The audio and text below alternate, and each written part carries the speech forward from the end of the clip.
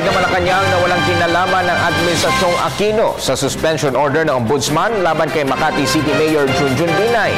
Ayon kay PCOO Secretary Sunny Coloma, independent constitutional body ang tanggapan ng Ombudsman na hiwalay sa ehekutibo. Narito ang report ni Elena Luna. Binigyang din ng Malacanang na walang kinalaman ng Administrasyong Aquino sa 6 na buwang suspensyon na pinag-utos ng Office of the Ombudsman kay Makati City Mayor Junjun Binay.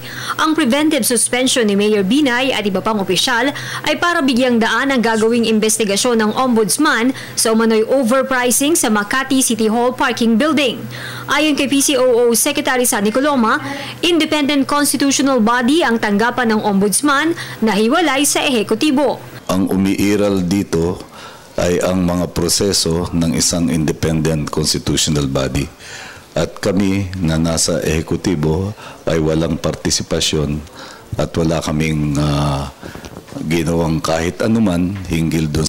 Nanindigan ng mayor na mananatili sa City Hall hanggang magdesisyon ng Court of Appeals sa inihain niyang petition for certiorari. Nirerespeto ng palasyo ang desisyong ito ng mayor pero ipinaalala din ng ehekutibo ang tungkulin niya bilang halal na opisyal. Siya naman po ay isang elected public official na gumaganap din ng kanyang tungkulin ng ayon sa kanyang pananaw. Nasa kanya na pong pagpapasya yun.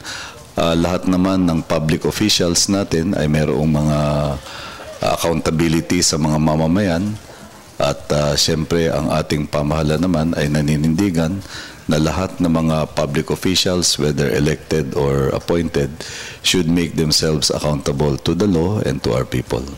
Para sa Telebisyon ng Bayan, Elena Luna.